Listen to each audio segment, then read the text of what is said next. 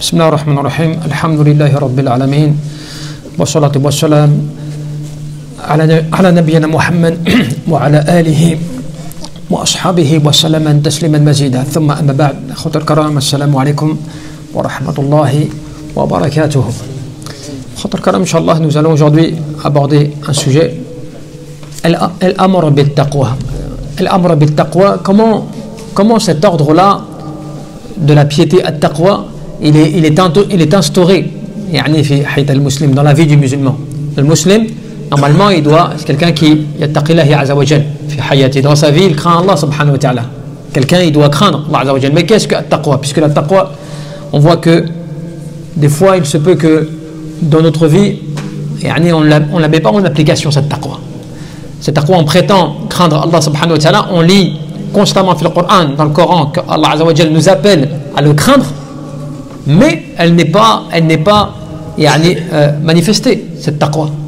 فالتقوى عباد الله وصية الله سبحانه وتعالى للأولين والآخرين. Déjà il faut savoir que la taqwa ce n'est pas quelque chose de proprement musulman, ce n'est pas quelque chose qui est lié à l'islam, puisque at-taqwa c'est un ordre que Allah subhanahu wa ta'ala il a donné du premier des prophètes qui a été envoyé jusqu'au dernier. Tous ils avaient reçu l'ordre de dire à leur communauté, à leur peuple, craignez Allah subhanahu wa ta'ala. Tous. Donc c'est un ordre divin qui émane depuis le début de la révélation. وَلَقَدْ وَصَّيْنَا الَّذِينَ أُوتُوا الْكِتَابَ مِنْ قَبْلِكُمْ وَإِيَّاكُمْ أَنِ اتَّقُوا اللَّهَ. Allah subhanahu wa ta'ala nous rappelle dans ce verset, certes, nous avons demandé ou conseillé ou enjoint ceux qui ont reçu le livre avant vous, ceux qui ont reçu les écritures avant vous, qu'ont-ils reçu comme ordre? Donc prenez garde et craignez Allah subhanahu wa ta'ala. Donc cela veut dire que at-taqwa, ce n'est pas simplement un terme, un mot, tu vois, comme cela que tu crois qu'il fait bien pour le musulman de craindre Dieu comme ça en le disant. C'est bien plus que ça. وأصل التقوى عباد الله أن يجعل العبد بينه وبين ما يخافه. Déjà le fondement, qu'est-ce que le fondement? La racine, la base de la taqwa c'est quoi? C'est le fait que la personne, elle mette l'adorateur d'Allah azza wa jal, al-abd, il met entre lui et ce qu'il craint d'Allah une barrière. Est-ce que tu comprends? Il met entre lui et ce qu'il craint d'Allah, ou ce qu'il craint, une barrière. Quand tu dis par exemple que tu as peur de quelque chose, d'accord, ou que tu as quelque chose, même, regardez bien, même par exemple une maladie, quand tu es touché d'une maladie, ou tu crains une maladie, qu'est-ce que tu vas faire? Tu vas prendre tu vas prendre yani, un médicament, tu vas prendre yani, un remède. Pourquoi? Pour le but visé en cela, le maqsoud, c'est quoi? C'est que tu veux mettre une barrière entre ce qui peut te toucher et toi, tu vois, par le fait de cela. Donc tu mets une barrière de ce que tu crains, tu mets une barrière entre toi et ce que tu redoutes.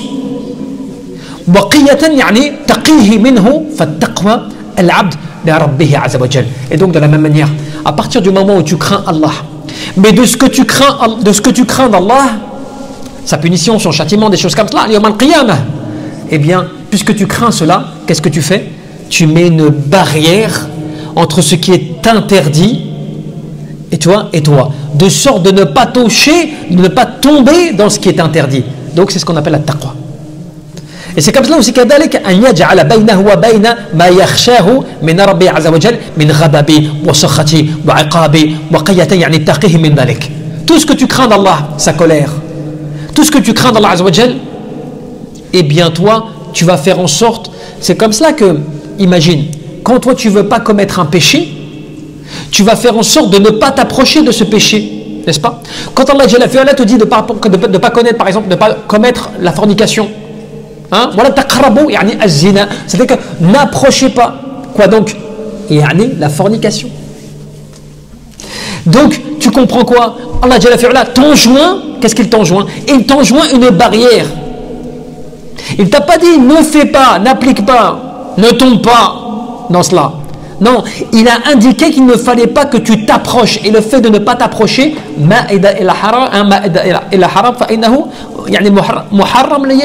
tout ce qui va t'amener à une chose haram devient elle-même illicite et haram. Tu vois, imaginons que tu veuilles donc il y a quelque chose que tu sais qui est illicite, mais en faisant des choses licites, ça peut t'amener à cette chose illicite, eh bien elle devient pour toi aussi illicite. Parce qu'elle va t'amener à cette chose haram. Tu vois, c'est une barrière que tu mets. Et c'est comme cela, ibadallah, que quand Allah Jalla fi'ala te dit وَيُحَذَّرُكُمُ اللَّهُ نَفْسَهُ, et Allah Azza wa Jal, il vous met en garde contre lui-même. لماذا يحذرنا الله سبحانه وتعالى نفسه? Pourquoi Allah Azza wa Jal nous met en garde contre lui-même? Pourquoi Allah il nous met en garde contre lui-même? Parce que إنه عزيز ذو انتقام, parce que Allah subhanahu wa ta'ala, il est le tout puissant en toute situation. Il est celui qui peut faire que toute chose puisse t'arriver ou bien t'éviter. Donc Allah Jalla fi'ala, il te met en garde contre lui-même par le fait que ce que toi tu pourrais faire, qui pourrait t'amener du mal, tu vois, toute calamité, malheur ou autre vient de ce que vous avez réalisé. Et leur cœur a été recouvert, cette couche est venue voiler leur cœur. Pourquoi? À cause de quoi? De ce qu'ils ont réalisé, de ce qu'ils ont fait. Donc Allah Jalla fi'ala te met en garde contre lui-même que tu fasses des choses qui vont t'amener à la misère, qui va t'amener à la dureté, qui va t'amener, et bien forcément à ce que Allah subhanahu wa ta'ala, et bien il te dit. C'est pour ça que l'imam al-Hafid ibn Rajab rahimahullah, il te disait quoi? Il te disait taratan يعني تضاف التقوى إلى اسم الله سبحانه وتعالى كقوله جل في علا واتقوا الله الذي إليه تحشرون. Des fois Allah Azza wa Jal, tu vois, il a lié la taqwa à son nom. Des fois Allah subhanahu wa ta'ala a lié le mot at-taqwa, il l'a associé à son nom. Quand il te dit wattaqullah, et craignez Allah, celui auprès de qui vous serez ramenés. Ya ayyuhalladhina amanu ittaqullaha haqqa tuqatih wa la tamutunna illa wa antum muslimun. Ou yani ittaqullaha haqqa ou ittaqullaha wa tanzur nafsun ma qaddamat lighad. Allah Jalla fi'ala, il lie à chaque fois la taqwa dans ces versets-là à son nom. Mais comme aussi يعني فإذا أضيفت التقوى إليه سبحانه وتعالى فالمعنى اتقوا يعني سخاطه وغضبه وهو أعظم ما يتقى. Quand Allah Jalla fi'ala te dit ittaqullah, quand tu comprends le verset ittaqullah, qu'est-ce que cela veut dire? Cela veut dire craignez la colère et craignez la punition d'Allah subhanahu wa ta'ala. Craindre Allah, c'est ça. Quand tu vas voir quelqu'un, tu lui dis ittaqillah, ittaqillah akhi, crains Dieu, crains Allah mon frère. Que des fois toi tu acceptes mal, des fois quelqu'un qui vient te dire, par exemple, imaginons tu fais quelque chose et il vient, il t'arrête et tu dis ittaqillah akhi, qu'est-ce que tu fais? Alors que toi tu crois que tu es dans la vérité, eh bien tu ne vas pas accepter ce mot-là, ce terme-là, ittaqillah. Pourtant, qu'est-ce qu'il te dit ce frère? Crains Allah, ou crains ce qui peut t'arriver d'Allah en commettant cette chose. C'est comme ça, subhanallah, que beaucoup d'entre nous ont commis cette erreur. Beaucoup d'entre nous, on a cette divergence, subhanallah, avec la sharia, parce qu'en fait, justement, on n'est pas imprégné par la taqwa. Et c'est comme cela, subhanallah, que on te dit même que, parce qu'il y a plusieurs raisons. Allah Jalla fi'ala, des fois, même at-taqwa, il l'a lié, eh bien, il l'a lié à sa punition, à son châtiment. وتارة يعني تضاف التقوى إلى عذاب يعني إلى عقاب الله وإلى مكانه كالنار أو إلى زمانه كاليوم القيامة. Des fois Allah Azza wa Jal, il a lié le mot at-taqwa soit au châtiment, à la punition, soit il a lié à un lieu comme le jour de la résurrection, ou bien à un endroit comme quoi? Eh bien le feu. Par exemple, Allah Jalla fi'ala te dit wattaqun nar, tu vois, allati u'idat lil kafirin, craignez le feu qui a été préparé pour ceux qui n'ont pas cru. Fattaqun nar allati waquduha an-nas wal hijara. Tu vois, qu'est-ce que Allah Jalla fi'ala te dit là dans ces versets? Il te parle de la taqwa, mais par rapport, eh bien, à soit un lieu, soit à un moment. Wattaqu yawman لا تجزي النفس عن نفس شيئا. Craignez le jour où aucune âme ne pourra rien pour une autre âme. واتقوا يوما ترجعون فيه إلى الله. Craignez le jour où vous serez ramenés à Allah subhanahu wa ta'ala. Tu vois? Donc c'est pour ça que taqwa, ce terme-là, et pour terminer sur cela, eh bien, ماذا يدخل يعني في التقوى. Pourquoi est-ce que tout cela rentre dans la piété? يدخل يعني في التقوى فعل الواجبات. Comment tu traduis finalement at-taqwa? Comment toi tu rentres dans le mot at-taqwa les choses? Eh bien tu dis at-taqwa fi'lu al-wajibat. C'est le fait de faire ce qui est obligatoire. Wa tarku al-muharramat. وكذا يعني فعل المستحبات وترك الشبهات والمكروهات من التقوى. Le terme simple, explicatif de ce terme, c'est la taqwa. C'est quelque chose qui te pousse à faire ce qui est obligatoire, à t'interdire ce qui est haram, et aussi eh bien, à faire ce qui est recommandé ou bien pour toi, et à t'éloigner des doutes. Tout cela rentre dans at-taqwa. C'est comme ça qu'Ibn Abbas, vous savez, Ibn Abbas, il disait al-muttaquna alladhina yahbaruna min Allah uqubatahu fi tarki ma ya'rafunahu min al-huda wa yarjuna rahmatahu fi at-tasdiq bima ja'a bihi. Al-muttaqun, ceux qui craignent Allah, ce sont ceux qui se mettent en garde et se préservent eh bien, de la punition d'Allah Azza wa Jal, et qui délaissent tout ce qu'ils savent comme étant quelque chose qui peut les éloigner de la droiture. Combien d'entre nous, des fois, on commet des actes, et si on te pose la question, est-ce que ce que tu fais là, c'est bien ou pas? Il va te dire, non, c'est vrai, c'est pas bien ce que je fais. Non, c'est vrai, je suis négligent, je fais ceci. Non, c'est vrai, je vais tomber dans... Il y a tel péché, j'arrive pas à l'arrêter. Tu vois, je suis faible. Tu vois, des fois on dit. Mais subhanallah, on oublie que eh ben, tu n'as pas réuni en toi les caractéristiques de la taqwa, de la piété qui doit t'éloigner de tout cela. Et c'est comme cela que, justement, Ibn al-Qayyim, pour terminer sur cela, il disait wa amma at-taqwa fa haqiqatuha al-'amalu bi ta'ati Allah 'azza wa jalla imanan wa ihtisaban amran wa nahyan fa yaf'alu ma amara Allah jalla fi 'ala bihi imanan bil amri وتصديقا بوعده ويترك ما نهى الله عز وجل عنه إيمانا بالنهي وخوفا من وعيده. Il disait d'une belle parole, il te disait véritablement la taqwa, eh bien c'est le fait que tu obéisses à Allah subhanahu wa ta'ala avec foi. La taqwa, c'est que tu obéisses à Allah avec foi et avec l'espérance de la récompense et avec le fait eh bien, de t'éloigner, de t'interdire ce qui t'a interdit. Je peux résumer ça comme cela. En délaissant avec véracité, parce que des fois, certaines personnes, ils délaissent un péché, mais ils ne le délaissent pas parce que vraiment, ils ont la piété et ils savent que c'est haram. Des fois, il y a certaines personnes qui délaissent un péché parce qu'en fait, finalement, ils n'ont pas la capacité de le faire. Tu vois, ils sont négligents, donc ils n'arrivent pas, tu vois, si tu leur donnes la capacité de le faire, ben, ils tomberaient dedans. Mais sauf qu'ils n'ont pas la capacité de le faire. Donc finalement ils s'en privent. Cela c'est pas de la taqwa. La taqwa c'est quand tu es dans la capacité de commettre une chose dans le haram et volontairement, alors que cela est très dur, tu vas t'en priver. Tu vas t'interdire de faire cette chose-là. Là tu as fait preuve de taqwa. Comme Yusuf alayhi salam. Tu vois, qui avait toutes les capacités pour commettre le péché et il s'en est interdit.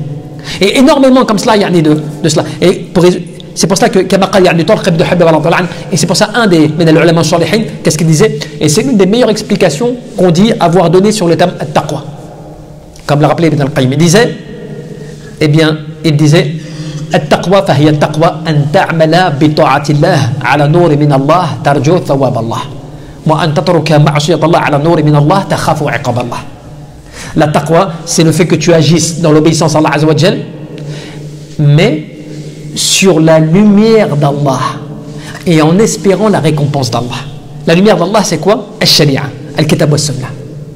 Tu agisses en respectant les règles de l'islam et dans l'obéissance à Allah Azza wa Jal. Et quand tu fais cela, c'est pas tu es rassuré, tu espères en plus de cela la récompense d'Allah. Mais en même temps, tu dois faire quoi en parallèle? Tu dois délaisser le péché, délaisser le haram. Sur la lumière d'Allah, cela veut dire tu délaisses en connaissance de choses. Tu sais que cela est interdit, tu sais que cela est haram, tu le fais quand même. Regardez combien d'entre nous, subhanallah, on vient à la mosquée, mashallah, combien de musulmans vont à la mosquée et pourtant ils commettent des grands péchés. Et pourtant ils commettent constamment, tous les jours, des méfaits. Tous les jours on commet des erreurs. L'erreur elle est naturelle, elle est humaine. Mais des fois tu commets des graves péchés. Certaines personnes, des fois, tu vas venir tout le temps à la mosquée et pourtant chez toi tu peux presque même faire des kaba'ir, des grands péchés, c'est-à-dire des choses qui peuvent te mettre à la limite de la sortie de l'islam même. Certaines personnes, par la colère, ils insultent Allah, ils insultent le prophète chez eux parce qu'ils sont en colère avec leur époux, leur épouse, des choses comme cela. Normal. Ils ne se rendent pas compte que ce qu'ils viennent de prononcer là peut remettre en cause leur foi, subhanallah. Peut remettre, pire que cela. Quand tu as commis, certaines personnes sous la colère, ils ont divorcé 1 fois, 2 fois, 3 fois, tu vois, comme ça. Et puis des fois, ils restent à la maison normale. Ils ne se posent même pas la question de se dire, mais qu'est-ce que j'ai fait là? Peut-être, subhanallah, il se peut que mon aqd de zawaj, mon contrat de mariage, il est batal maintenant. Il est annulé avec ce que j'ai fait. Avec ce que j'ai fait. Avec ce que j'ai. Parce que certains ulama, tu vois, ils te disent tu vois, al-jumhur des ulama, sauf al-jumhur des ulama. La majorité des ulama, qu'est-ce qu'ils te disent? Celui qui prononce 3 fois d'affilée at-talaq, yani le divorce, avec l'intention de divorcer et en étant conscient que ce qu'il prononce, il le prononce 3 fois de suite, différemment pour considérer comme cela 3 divorces, et bien jumhur des ulama ils disent c'est irréversible, il ne peut plus revenir, c'est comme s'il avait divorcé sa femme 3 fois. Tu vois, c'est très grave. D'autres ulama ils tiennent à notre avis, mais c'est pour dire la gravité. Et des fois c'est dû à quoi? Un détail. Des fois c'est juste quelque chose, il n'a même pas vraiment d'importance. Des fois c'est la colère, c'est les enfants, c'est l'argent, c'est le travail, c'est quelque chose donaouya, mondaine. Subhanallah. Mais cela, eh ben, quand tu analyses, tu reviens à la base, c'est quoi? At-taqwa, la piété. At-taqwa, cette piété qui est pas en moi, qui m'empêche pas de prononcer ce qu'il ne faut pas que je dise, qui m'empêche pas de faire ce que je ne dois pas faire, qui m'empêche pas de penser ce que je ne dois pas penser. C'est cette taqwa, cette barrière entre moi et ce que je crains d'Allah subhanahu wa ta'ala. Cela, j'ai pas su l'établir, j'ai pas su l'édifier. Et donc, tout est permis et Shaitan il s'amuse avec cela. Ce qui fait qu'après tu tombes dans le rafla, dans l'insouciance. Et le rafla, c'est très dangereux, puisque alors le maître te dit quoi? Il te dit al-qalbu ghafil, le cœur quand il est négligent, al-qalbu ghafil, ma'wa ash-shaytan, il devient la maison de Satan. Il devient la demeure de Satan. Il s'installe et il commence avec l'insouciance, el rafla, et il s'amuse avec la personne, à droite et à gauche.